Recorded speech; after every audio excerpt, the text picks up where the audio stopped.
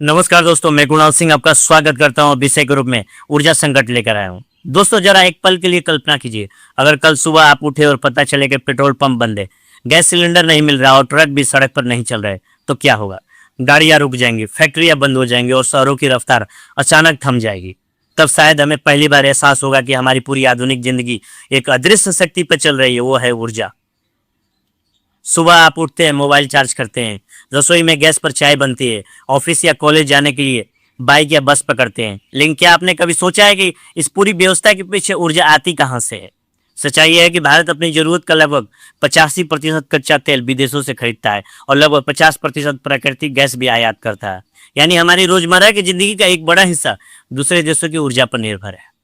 भारत आज दुनिया का तीसरा सबसे बड़ा ऊर्जा उपभोक्ता देश है। इसलिए भारत के लिए ऊर्जा केवल आर्थिक नहीं बल्कि रणनीतिक और राष्ट्रीय सुरक्षा का मुद्दा भी है। अब जरा सोचिए, अगर दुनिया में युद्ध हो जाए या तेल पैदा करने वाले देश उत्पादन कम कर दे, तो क्या होगा? तेल की कीमतें अचानक से बढ़ जाएगी, गैस महंगी हो जाएंगी और इसका असर सीधे आम लोगों के जेब पर पड़ेगा। हमने यह हाल के वर्षों में भी देखा है। रूस यूक्रेन युद्ध, पश्चिम एशिया में तनाव, इस घटनाओं ने पूरी दुनिया में ऊर्जा संकट पैदा कर दिया। असल में तेल और गैस सीधे जमीन से निकलकर हमारे घर तक नहीं पहुंचते। इसके पीछे एक पूरी ऊर्जा आपूर्ति श्रृंखला, एनर्जी सप्लाई चेन काम करती है। पहले खोज होगा, उसके बाद उत्पादन होगा, परिवहन होगा, रिफाइनिंग होगी, वितरण होगा। अगर इस लंबी यात्रा में कहीं भी रुकावट आ जाए तो पूरी दुनिया की अर्थव्यवस्था हिल सकती है। दुनिया का बहुत बड़ा तेल व्यापार कुछ खास समुद्री रास्तों से गुजरता है, जैसे हॉर्मुज जल डमरू मध्य, स्टेट ऑफ हॉर्मुज से। अगर किसी कारण से यह रास्ता बंद हो जाए तो पूरी दुनिया में तेल की कीमतें अचानक से बढ़ सकती है। इतिहास में देखें तो ऐसा पहली बार नहीं हुआ। 1973 में जब तेल उत्पादक देशों ने उत्पादन कम कर दिया था तो पूरी दुनिया में आर्थिक संकट पैदा हो गया था। पेट्रोल पंप पर लंबी लाइनें लग गई थी और कई देशों की अर्थव्यवस्था हिल गई थी। लेकिन कहानी यही खत्म नहीं होती। ऊर्जा संकट का असर केवल अर्थव्यवस्था तक सीमित नहीं रहता। कई बार बाजार में कालाबाजारी शुरू हो जाती है। कुछ लोग पेट्रोल या गैस छिपाकर ज्यादा कीमत पर बेचने लगते हैं। सोशल मीडिया पर अफवाहें फैल जाती है, पेट्रोल खत्म होने वाला है, गैस नहीं मिलेगी, और लोग घबरा कर ज्यादा खरीदने लगते हैं।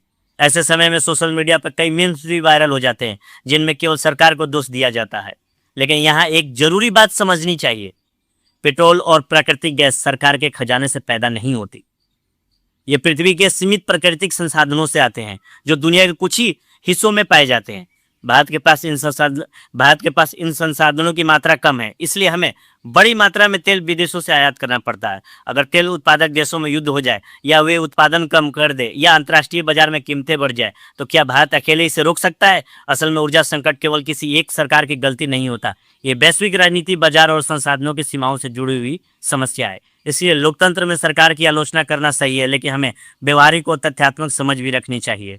इसलिए आज दुनिया में एक नया शब्द बहुत चर्चा में है, एनर्जी सिक्योरिटी।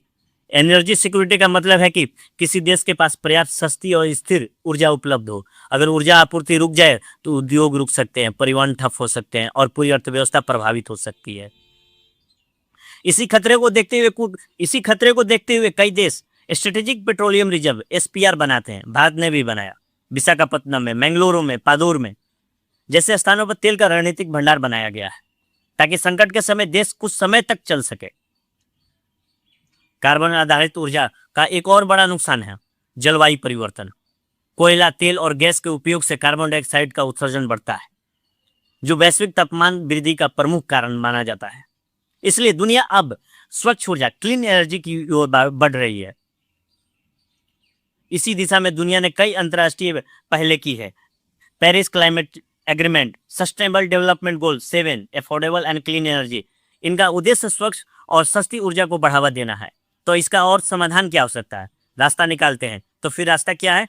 रास्ता है ऊर्जा आत्मनिर्भरता और ऊर्जा स्वराज, यानी जितना संभव हो सके ऊर्जा का उत्पादन अपने देश में किया जाए और उसका जिम्मेवारी से उपयोग किया जाए। इसी दिशा में भारत कई कदम उठा रहा है। International solar alliance, national solar mission, green hydrogen mission, ethanol blending programme, electric vehicle mission, PM Kusum scheme. लेकिन केवल सरकार के प्रयासों से ये ऊर्जा बचत नहीं हो पाएगी। हमें नागरिकों को भी बड़ी भूमिका निभानी होगी। हम अपने स्तर पर भी बहुत कुछ कर सकते हैं। बिजली बचा सकते हैं, साइकिल या सार्वजनिक परिवहन का उपयोग कर सकते हैं, सोलर रूफटॉप लगा सकते हैं ऊर्जा कुशल उपकरणों का उपयोग कर सकते हैं। छोटे कदम ही बड़े बदलाव ला सकते हैं। ऊर्जा केवल संसाधन नहीं है, ये जिम्मेवारी भी है। अगर हम जरूरत से ज़्यादा ऊर्जा खर्च करेंगे तो भविष्य की पीढ़ियों के लिए संसाधन कम पड़ सकती है। अंत में एक बात याद रखिए, ऊर्जा केवल पेट्रोल या गैस नहीं है, यह किसी देश की अर्थव्यवस्था, सुरक्षा और भविष्य की कुंजी है। जैसा कि प्रसिद्ध ऊर्जा विशेषज्ञ अहमद जाकी यामिनी ने कहा था, स्टोन एज इसलिए खत्म नहीं हुआ क्योंकि पत्थर खत्म हो गए थे, और तेल का युग भी इसलिए खत्म नहीं होगा क्योंकि तेल खत्म हो जाएगा। अगर दुनिया को स्थिर और सुरक्षित बनाना है तो हमें ऊर्जा के मामले में निर्भरता से आत्मनिर्भरता की ओर बढ़ना ही होगा। क्योंकि सच यही है, ऊर्जा केवल संसाधन नहीं है, यह किसी की सभ्यता की शक्ति और स्वतंत्रता का आधार है। और जिस समाज के पास ऊर्जा का नियंत्रण होता है, भविष्य की दिशा भी वही तय करता है। नमस्कार। जय हिंद।